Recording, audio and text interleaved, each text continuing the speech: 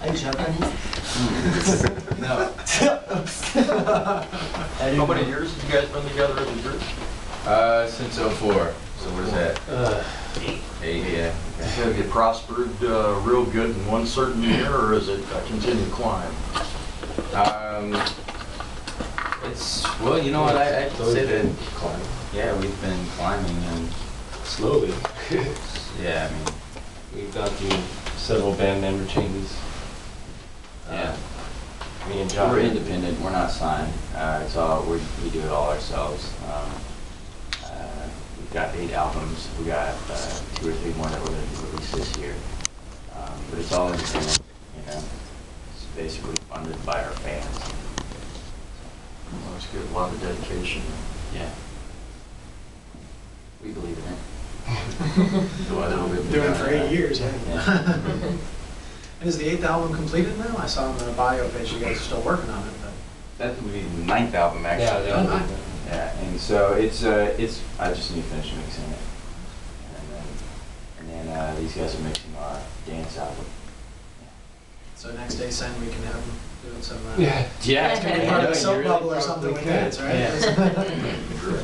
Yeah, we're not we don't like to limit ourselves to a certain style. We call ourselves edge rock. That way, people are like, well, "What is that?" And it's like, exactly. So we can be whatever. I thought you guys played more. No, we play everything. We don't exactly rap though. We play in country, but We have a YouTube documentary series that follows us behind the scenes called the Eyeshine Experience. So you guys should definitely check it out at youtube.com, the Eyeshine Band. yeah, it's basically. I mean, I was realizing that earlier on, like, there's so many mistakes that we had made, and if there was another band that had, like, information of, like, how they do things, you know, it would have made it obviously so much easier. And so we decided to just start shooting everything that we go through, so that people can kind of see the good and bad things that happen being a band, going through different members, or being robbed at a hotel. So it's all up there. Yeah, we shoot everything. Throw it up there. Is it a documentary on it? It's basically documentary, yeah. Kind of if I'd known then what I know now. Oh yeah, absolutely. Yeah. But it's more of kind of like us screwing up.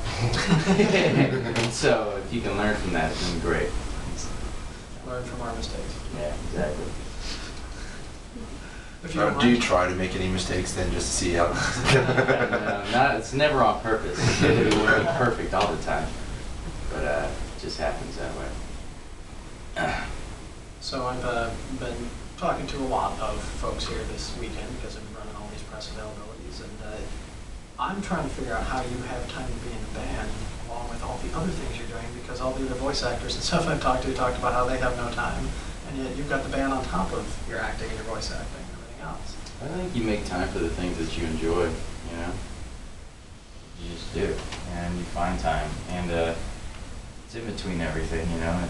I feel like it all just kind of works for me, you know? And there hasn't been any really big conflicts, I don't think, as far as like usually if I have a job, then I work, but we're not ever really playing on, like I don't work on the weekends, usually. You know, occasionally I do go somewhere and shoot, but with our schedule, like we book maybe 6 months in advance, so I already know kind of what my schedule is, so it's pretty easy. Voiceover is flexible. And I've only been doing independent films, and even those are pretty flexible too. It's like, when can you do this? And it's like, I can't. But and then my family, obviously. So, but yeah, I mean, I think anybody in a band has to juggle. Like these guys do other things as well, you know. And it's just you just make time for things you enjoy. Do you ever have to get creative scheduling with your voice acting work so you're not doing a screen roll right before you have a show the weekend? Yeah, I do. You know, I usually have to ask, you know, like what kind of show is it? Like if I'm doing screaming, usually if it's like Bleach or something like that, then I'm like, well, I can't do it. You know, Wednesday has to be before that, you know, just so I have enough time to recoup. There's been times though where I've been like out of it, and I'm like, oh man, how's this gonna work? Or even like when we were in Hawaii, I got sick, Yeah. and yeah, I mean it still worked, but I was like, it was like very complicated. We'd have to choose the easier songs for him to sing.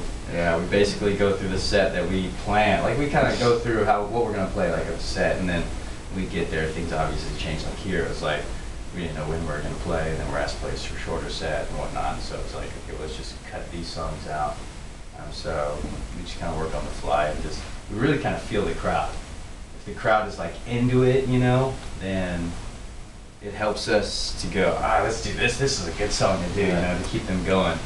And sometimes, a lot of times with the anime cons, they just kind of stand there at first because they don't know what to do. They're just like, Yeah. I remember some earlier on when we started playing some of the conventions, there are people right in the front, like there's a guy right in front of me, like, we're like trying to like rock, and I can't like not look at him, you know, I'm like trying to look around him and stuff, and I just see him like this. And then later, doing autographs, you guys rock. You guys are amazing. Move! You just stared at me angrily.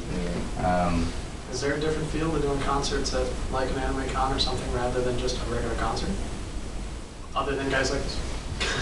Yeah, definitely. I mean, we feel like we have to cheerlead a little bit more.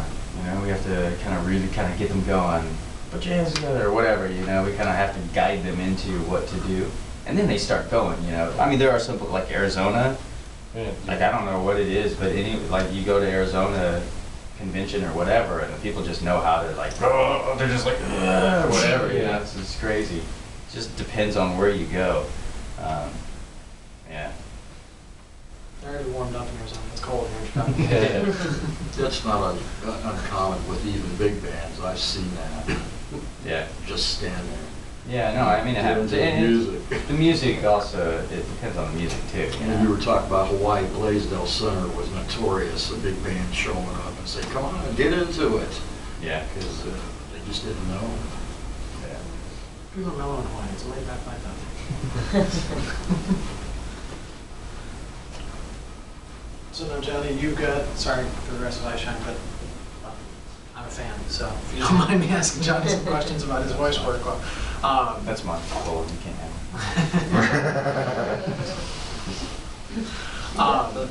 To be honest, I mean, your voice is very recognizable, and yet you've done all these roles, and I've been talking to folks here this morning, you know, saying that you were coming down here, and I was like, oh, he was trying, and they were like, really? He was and pretty much everybody I've been talking to just thinks of you as the Black Ranger. Is that something that you, I mean, does that overwhelm some of your other things? I mean, it's certainly one of the more recognizable things that because that's my face, you know.